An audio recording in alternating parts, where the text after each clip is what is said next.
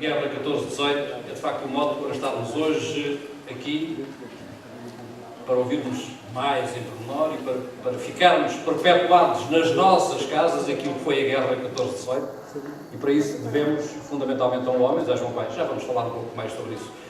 Estou a intervir agora no sentido de vos dizer que, antes de passarmos propriamente à apresentação do livro e ao tema do livro e às pessoas que irão falar com qualidade e com conhecimento sobre ele, dizer-vos que vamos assistir a um pequeno documentário sobre a vida de Alpiarça há 100 anos e, seguidamente, uma peça que a RTP também já passou há uns tempos e alguns de nós tivemos a oportunidade de ver relativamente a este evento, à Primeira Grande Guerra. Estes documentários que irão passar vão ter a duração de cerca de 10 minutos e fazem parte integrante desta cerimónia. Pois então, sim, vamos expressamente falarmos e ouvirmos mais pormenores tudo aquilo que esteve por trás da saída e do lançamento desta obra, a sétima, de uma pessoa que muito nos orgulha. Deixem-me só acrescentar, há pessoas que têm um local de nascimento, um local de coração e um local de adoção. E depois penso que há outras pessoas que acumulam as coisas. Um local de adoção passa a ser também um local de coração. Porque se assim não fosse, naturalmente o José João Paes não teria feito aquilo que tem feito ao longo destes anos, divulgando as histórias, a história de Alpiarça nas suas mais variadas vertentes. A política, a desportiva e agora esta, que acaba por ser uma história de horrores. As guerras são fundamentalmente e infelizmente isso. Muitos de nós ouvimos falar em peripécias que estão aqui escritas, ouvimos, passou-nos pelo ouvido, ouvimos falar nas pessoas, vivemos nas ruas onde essas pessoas, algumas delas têm nome, mas não percebemos os porquês, enfim, da ênfase que se dá a muitas delas. O José João Paes, com uma dúzia de anos de trabalho, desmistificou tudo isso e pôs à nossa disposição. É o saber aqui tão perto, não é? Não é bem à distância de um clique, é à distância da ocupação do tempo que o José João teve, e nós vamos beneficiar desse esforço, passando uma boa parte dos nossos serões, lendo o que está aqui. Muito obrigado, José João.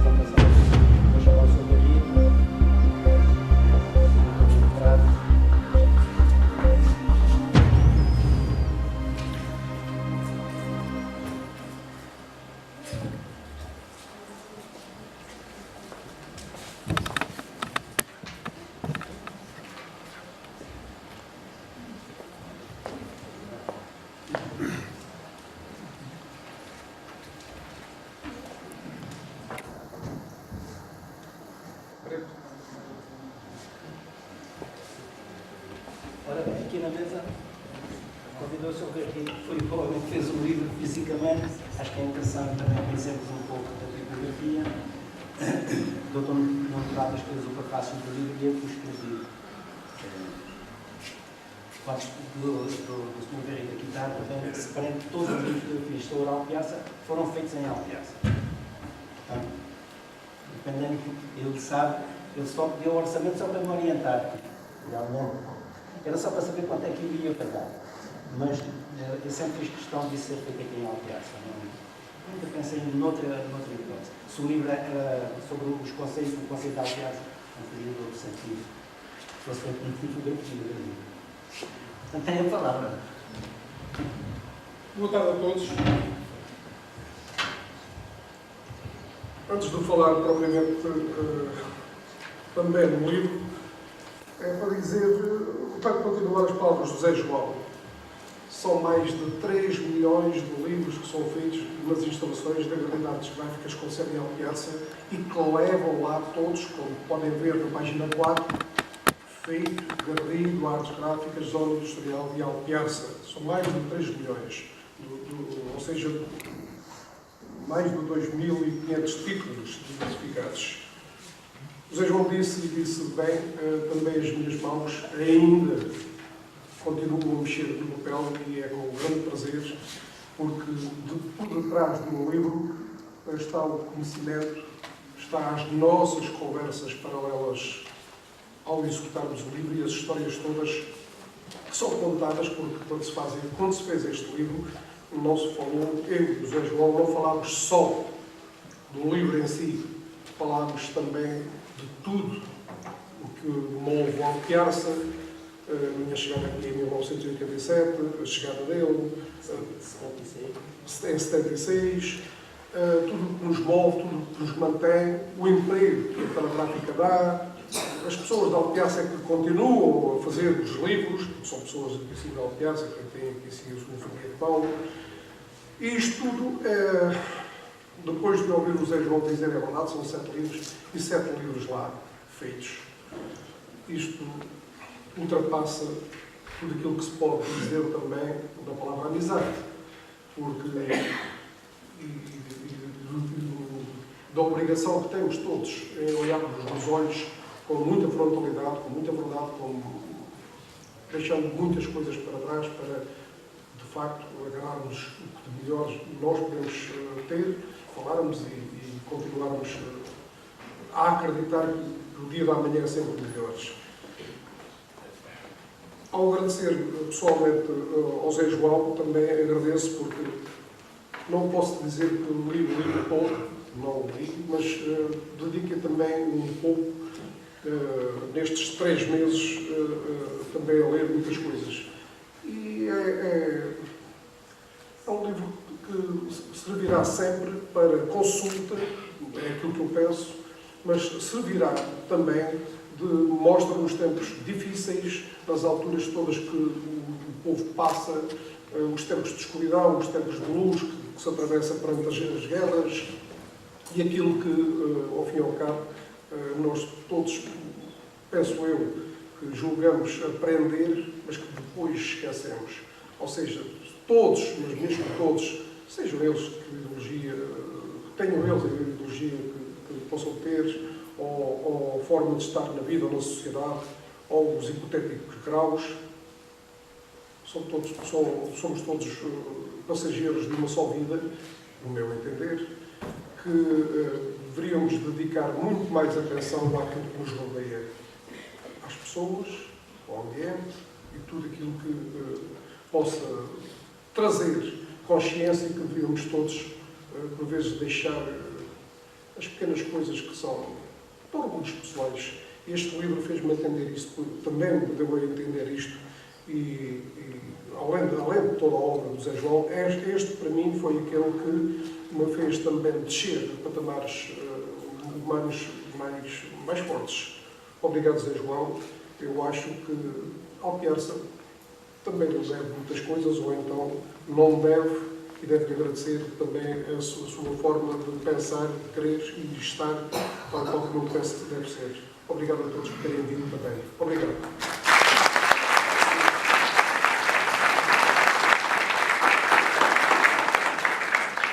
Já agora o doutor Nuno Stratos fez a prefácio que eu digo, quem faz o prefácio só fala bem logo. Até porque a gente não vai convidar alguém que fale mal. Bom, muito boa tarde a todos.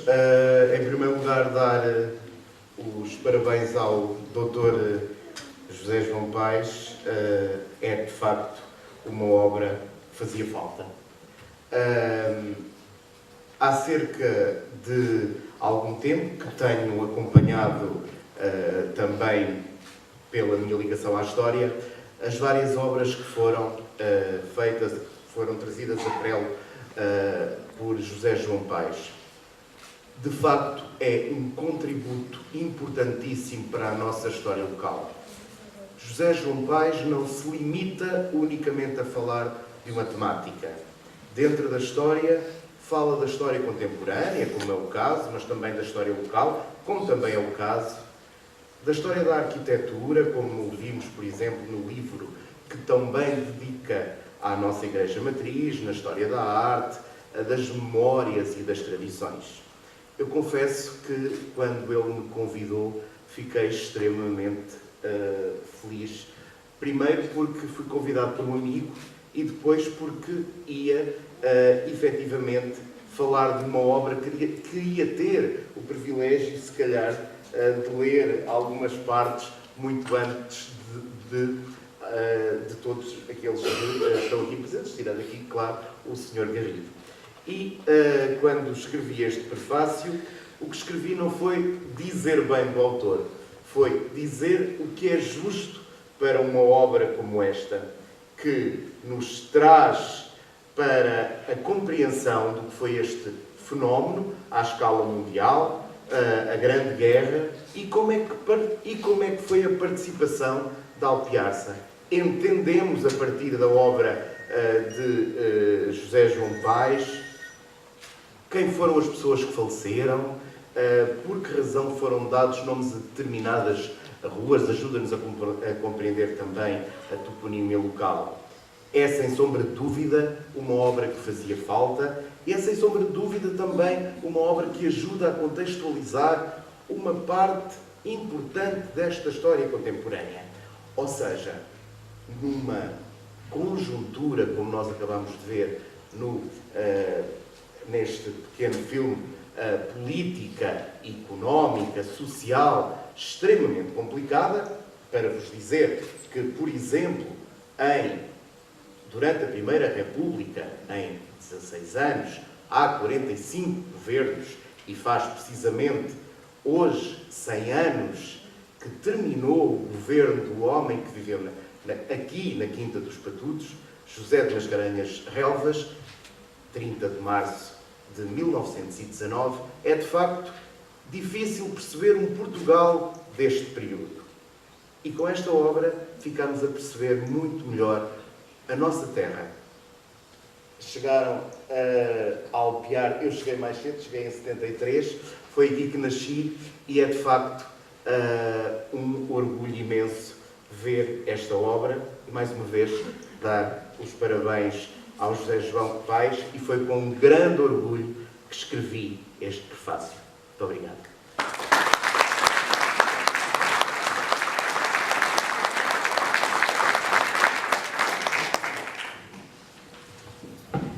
Agora, por assim dizer, já não tinha mais nada a dizer.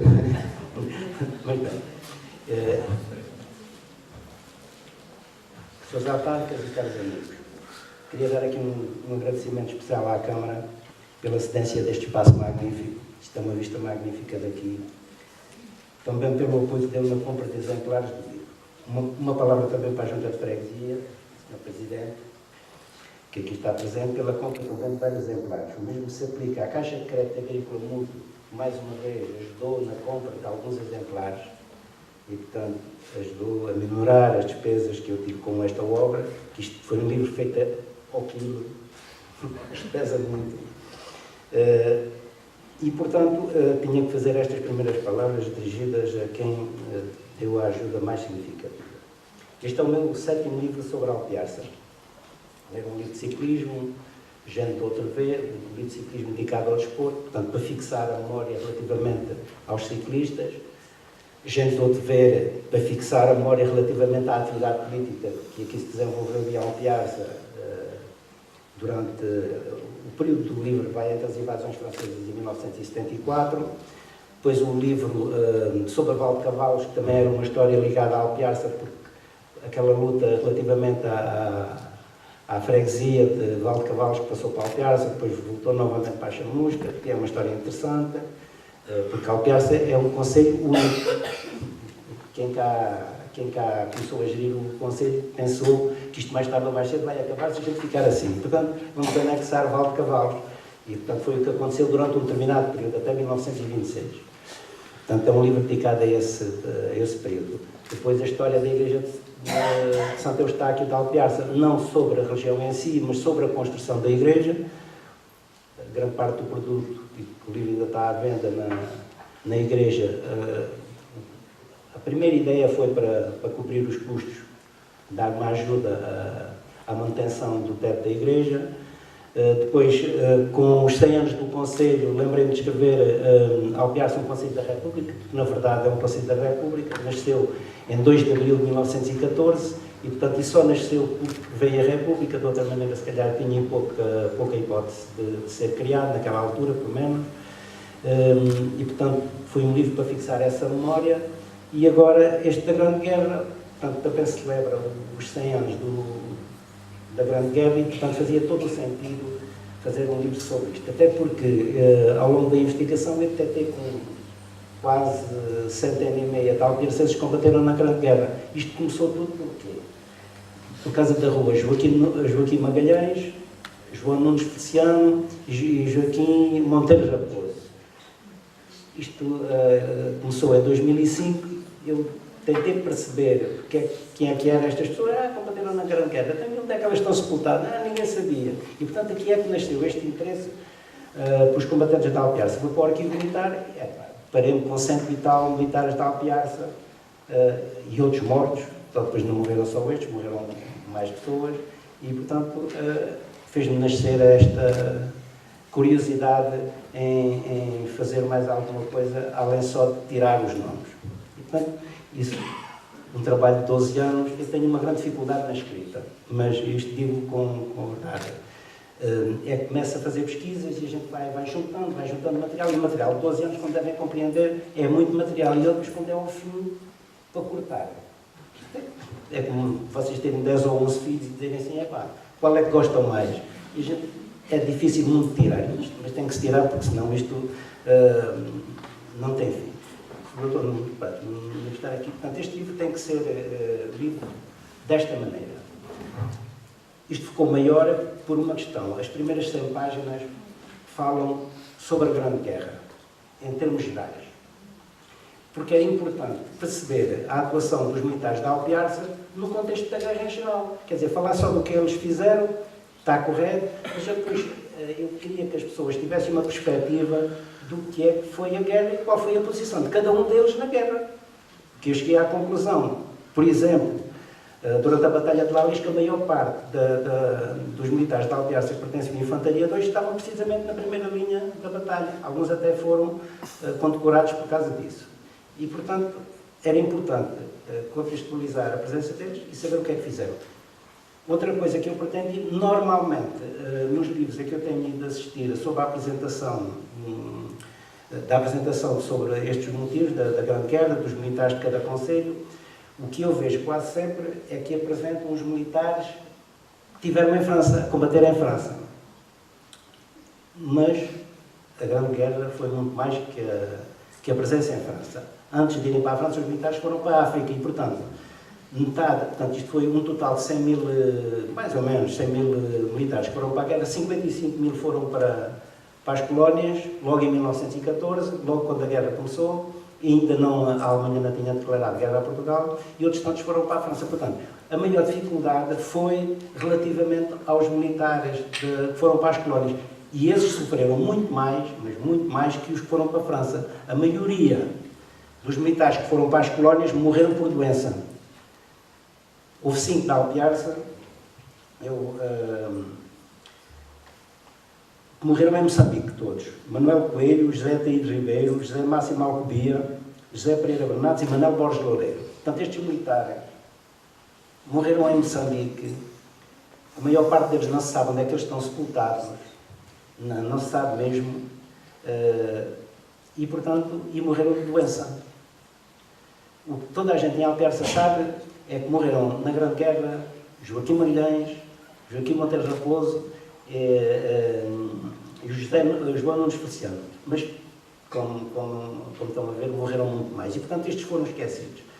Relativamente aos que morreram em França, eu gosto sempre de dar um ênfase especial aos que morreram. Portanto, o Joaquim Magalhães nunca consegui apurar onde é que morreu, o dia que morreu. Acontecia muitas vezes que as granadas rebentavam, aquelas granadas muito fortes, despedaçavam os corpos, enterravam-nos e, portanto, desapareceu completamente. O Joaquim Monteiro Raposo morreu em agosto, passados 2 meses ou 3 de chegar à França, estava a dar instrução a uns militares, rebentou a granada na mão, morreu ele e morreram os outros 2. E o João Nunes Feliciano morreu em combate no dia 12 de março de 1918. Portanto, e foi assim. E, portanto, isto convinha, o objetivo do livro é precisamente fixar estas memórias. Isto foi há 100 anos e já muita coisa já não se sabia. Daqui a mais 100 anos, então não se sabe nada. O livro, pelo menos, permite fixar estas coisas, porque daqui a 100 anos as pessoas vão ler e percebem que, nesta altura, também as pessoas da Alpiarça se envolveram naquela guerra. Eu devo dizer que só no dia 27 de maio de 1917, no mesmo dia, partiram 30 militares aqui da Alpiarça. É muita gente, 30 militares, com famílias, com uns casados, eles eram o único sustento da família. Portanto, no dia 30 partiram, no dia 27 de maio, partiram 30 militares. Portanto, vocês estão a perceber qual é que era o clima aqui dentro da guerra, dentro da Alpiarça. Ainda mais com a pneumónica que havia aqui. Portanto, os concelhos estavam muito os concelhos ribatejanos foram muito atingidos pela pneumónica e, portanto, a guerra e a pneumónica geraram aqui um problema muito grande. E, portanto, foi sempre um tempo aqui difícil. A partir da guerra começou logo em outubro de 1914, nós fomos para as colónias, precisamente, como eu explico aqui no livro, para garantir a soberania. Portanto, Angola e Moçambique, podemos dizer que eram territórios alugados à Inglaterra e à Alemanha. Portanto, eram alugados. E o que a gente pensou foi assim, bem, se nós não entramos na guerra, isto quando acabar a guerra, eles dividem aquilo ao meio e nós acabamos por não ficar com as colónias. Mas, portanto, a nossa participação na guerra foi grande parte por esse motivo. Eu ia dizer como é que se deve ler este livro. Portanto, o livro, a primeira coisa que o leitor tem que fazer para se situar nesta coisa é ler os índices. Tem 2 índices. Aqui na página, logo na primeira página, na 5ª e 6ª página e 7ª, é o índice em termos gerais. A pessoa pode ver ali onde é que começa concretamente o que diz respeito à Alpiarça e que não começa logo com a guerra, começa por dar uma panorâmica da Alpiarça em 1914. Os comerciantes, quem cá vivia, quem cá trabalhava, a população, quantas viúvas havia, quantas pessoas sabiam ler, quantas pessoas sabiam escrever e, portanto, dá uma panorâmica geral sobre a parte social da Alpiarça. E depois eu remeti hoje para o outro índice que está logo a seguir na página 9, 10 e 11, que é muito importante este índice, que é o índice dos combatentes. Portanto, neste índice estão todos os combatentes que eu tenho aqui mencionados por ordem alfabética. Portanto, e está cá as páginas onde eles estão. Portanto, eu percebo que as pessoas que estiverem familiares, a primeira curiosidade que vão ter é saber sobre o seu familiar. E, portanto, neste índice tem logo, normalmente tem 2 números. Tem um número onde eu falo dele no livro e depois tem, na parte final, isto depois também foi um dos motivos fez com que o livro fosse tão grosso, tem as fichas, as cadernetas militares dos militares, são 100 e tal, que ocupa aqui 100 e tal páginas, com as cadernetas militares, mas isto era um documento que não podia ser, quer dizer, isto faz parte do livro, a ficha do Corpo Expedicionário Português. Eu tenho aqui as fichas de entrada nos campos de prisioneiros, portanto, eles quando entravam no campo de prisioneiros alemão, portanto, era anotada uma folha ou um número, e, portanto, eu tenho essas fichas de entradas dele no campo de concentração, e, portanto, isto foi mais 100 páginas do livro, mas isto tinha de ser posto aqui, e por isso é que deu esta coisa tão grande. Arquivos que eu consultei. Portanto, dois arquivos muito importantes, o Arquivo Histórico Militar, que era em Santa Apolónia, logo ali à saída da estação, mas aí a grande parte do espólio que eu encontrei é sobre o Corpo Expedicionário Português que combateu em França. tive que ir para o outro, mas porque ali ainda me apareciam os militares que tinham combatido nas colónias. Portanto, fui para o Arquivo Geral do Exército em Chevras. E aí é mais completo. É mais completo e porquê? Porque tem todos os militares, todos os que foram mobilizados nesse ano, mobilizados, foram para a tropa. Os que foram para a guerra ou não foram, estão lá todos. E, portanto, ali encontrei os militares, por exemplo, da Alpiarça, que foram para as colónias, para a guerra, os que foram para a França, que esses já a maior parte deles tinha. Há um muito interessante, os militares da Alpiarça que foram combater as incursões monárquicas, tanto que é nesta altura, neste período de fevereiro de 1919, no governo de Zé Relvas, e, portanto, ele tem lá, isto era outro livro, portanto, uma série deles que foram para as incursões monárquicas, tem uns que foram destacados para ir para a Madeira, porque nessa altura houve lá uma peste, um motivo de tifo, acho que foi o tifo, ou uma coisa assim desse género, foi uma coisa terrível e foram militares daqui para ajudar na manutenção da ordem, enquanto as forças locais se dedicavam mais à parte da saúde. E, portanto, esses arquivos foram muito importantes. Outro arquivo importante foi o arquivo municipal. Pronto, aqui há menos coisas, mas pronto, há lá coisas particulares, cartas, por exemplo, encontro onde é que eu comecei a tratar do Joaquim Magalhães. Eu li aqui no arquivo municipal uma carta da mãe do Joaquim Magalhães em maio de 1918 a perguntar por filho. Nunca mais dizia nada, não é filho. E o chefe de Estado-Maior, o comandante ali do quartel em Santarém, disse: olha, nós só sabemos a data que ele foi para lá, mas não sabemos de mais nada. E, portanto, foi aí que eu comecei também a desenvolver. E há outra data importante. São cartas, as cartas dos militares que escreveram para as namoradas, para as irmãs, para os familiares. Eu vou-vos convidar a ouvir a primeira carta que eu tenho para apresentar e que trata ainda do João Borda d'Água, do João Azeiteiro, que ele escreveu uma carta para a namorada, ainda cá estava. E, portanto, é muito engraçado.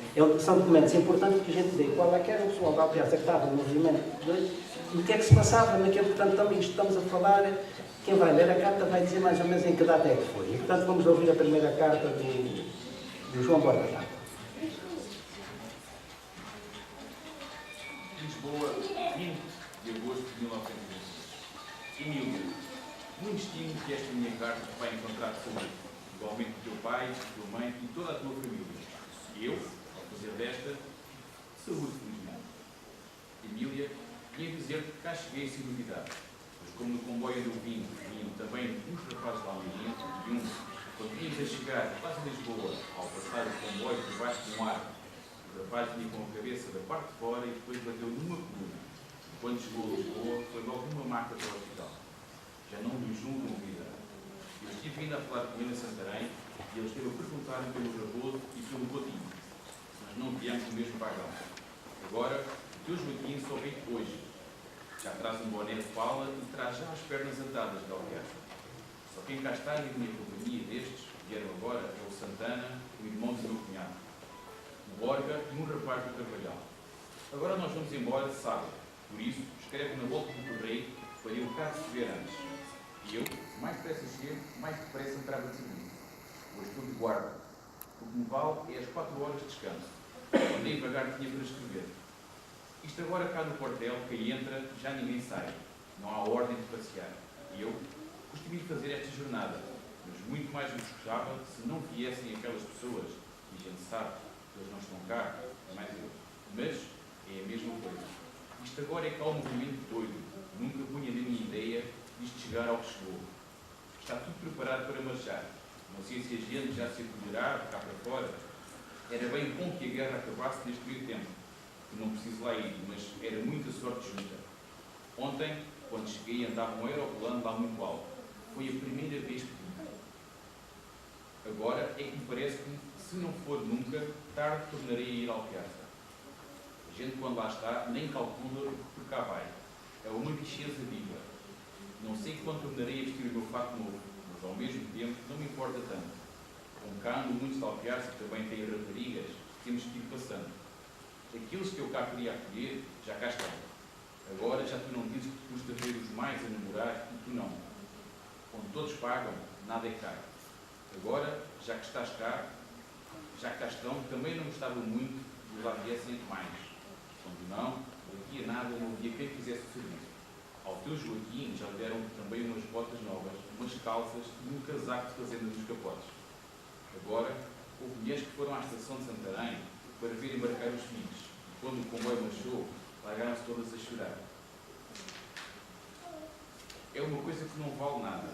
Só é um desabafo, mais nada. Eu também não é preciso muito para chorar, com o coração perto da boca. Sem mais, dá saudades ao teu pai, tua mãe e tuas irmãs. Sinta saudades do teu Joaquim, para o teu pai e tua mãe, tuas irmãs e toda a mais família. Agora tu, sinta deste teu constante admirador uma viva saudade e um aperto de mão desde que se assina, João da Silva. Espero resposta na volta do correio. E portanto,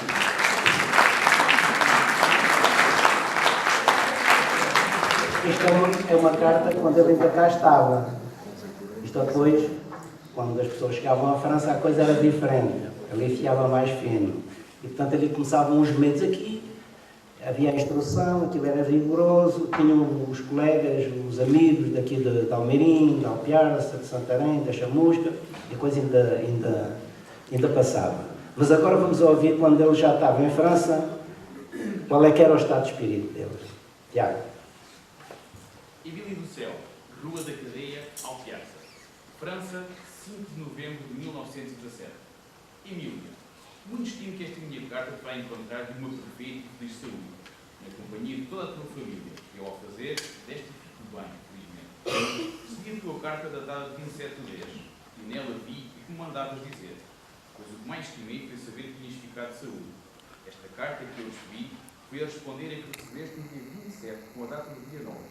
Eu, de então para cá, já tenho escrito muitas vezes. Agora é que eu vejo que a correspondência daqui para lá demora mais tempo do que de cá para lá. Porque esta carta demorou 18 dias e eu já cá as tenho recebido que só demoram 6 dias. Esta tua foi escrita a 27 e recebia no dia 4. Cá passei o dia todos os santos, menos mal. Melhor que os dias da Feira da Piedade. E então para cá até hoje, sempre bem. O que me deu mais alegria nesse dia foi cá ter a encomenda que o meu pai e mãe me mandaram. Onde vinham também umas passas de figo, umas amêndoas. Só faltava a aguardente. Isso é que eu ainda cá não vi, nem bebi, mas o gosto há de ser o mesmo. Agora, mandaste-me dizer que disse arranjar licença mais de 20 dias, pois eu não sei se arranjarei mesmo para esses 20 dias, quanto mais por mais tempo. Vejo isto muito fraco, esse pouco chico. Quando alguma vez me calhar, estiver a calhar, hei de aparecer. O mais não me importa muito, porque como é para tornar a voltar, pois se fosse para lá ficar para sempre, então nem que me desse o castigo de vir embora a pé. Mas assim só peço saúde e sorte. Por isto vai passando bem. Tudo está nas suas casas, vai no seu olá e é muita alegria. Vamos embora, ainda é mais tristeza para mim e para a minha família, quando foi da primeira vez. Para ti não seria muita, porque parece que não te deu muito pelas abas da casaca da primeira vez. Agora, ainda menos. O Joaquim Barreira, esse não sabe o que é guerra. Ele nunca ouviu um motivo de guerra. Eu já não digo melhor, mas está cá tão bem como em casa dele. Isto acontece a muitos. Agora, aquele que anda a caminhar para as trincheiras, esse sim. Eu ainda não estou muito queixoso. Só lá fui 10 dias. Mas ainda não é tarde. Quem tem muito dinheiro está sempre garantido. Com isto, nada mais. Recomenda-me ao teu pai, mãe e teus irmãos e irmãs. E a quem por mim perguntar. Agora tu recebe muitas saudades deste que te ama, João da Silva.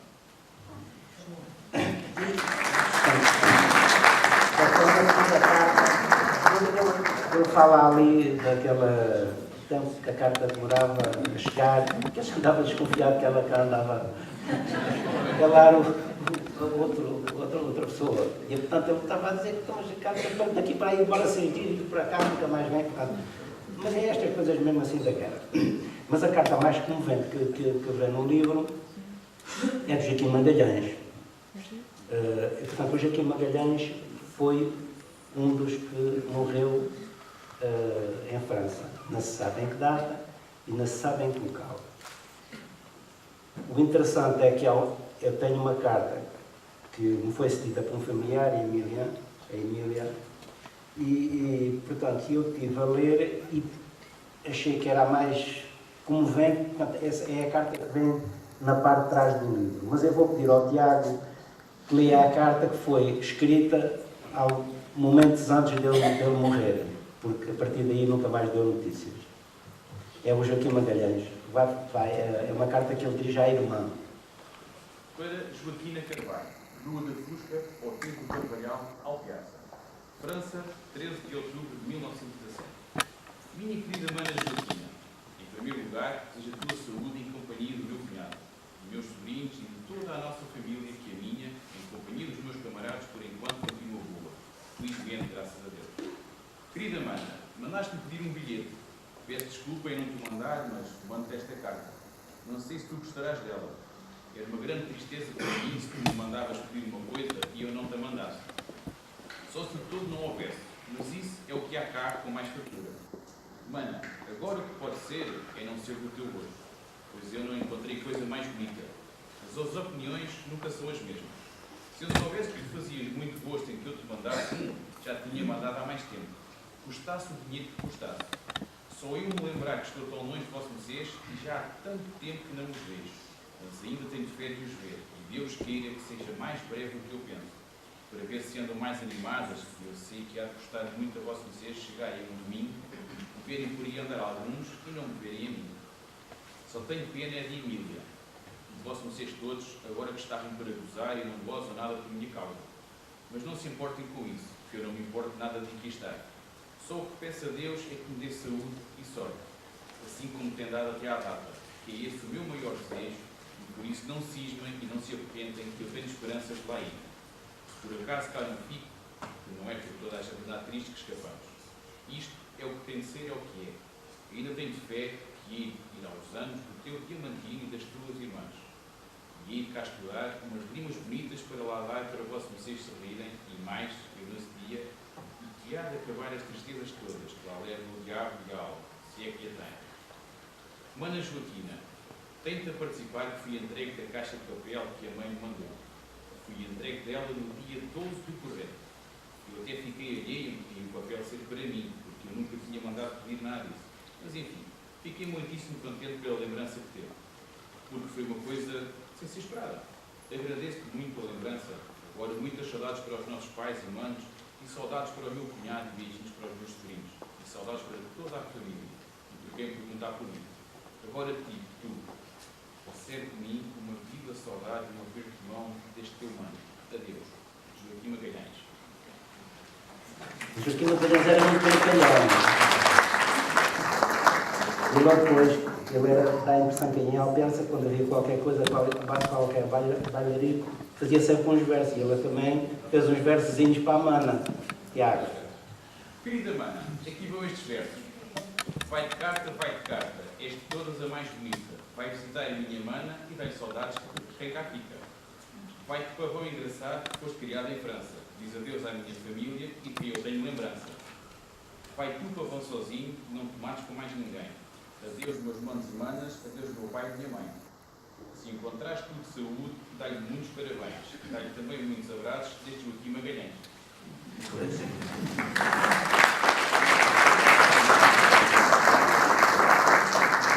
E, portanto, é destas memórias e destas emoções que o livro fala relativamente às pessoas da Alpensa. É isto, portanto.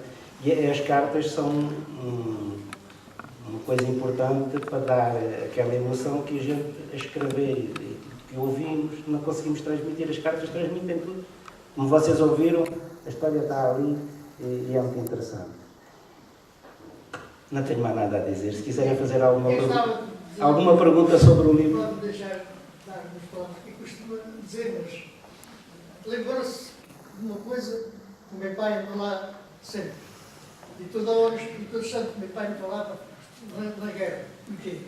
Os meninos de agora não comem nada. Comecem vocês erva, comer bandeira, com tanta concentração, vê se vocês comem a coisa.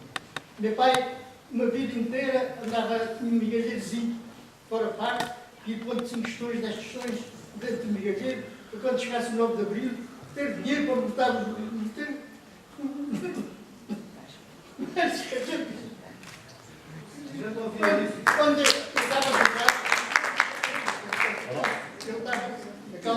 casar, deixou-me a grada, dizia ele. Está lá a história no livro. Dizia, deixou-me a grada, que era de Pedrinhas. E então, quando chegou, vinha a pé na Ponte de Santarém, um homem de carroça que vendia carvão, é que o trouxe, eu vinha todo contente para ver a família.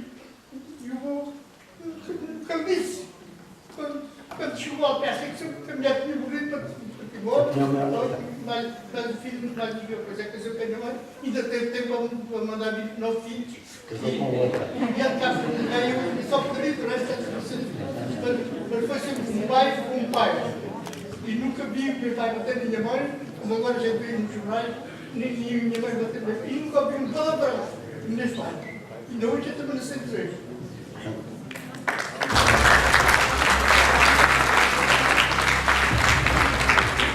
Depois é a história do António Miguel, vocês vão lá ver António Miguel, António Francisco Sardinheiro, portanto é essa história que vem lá.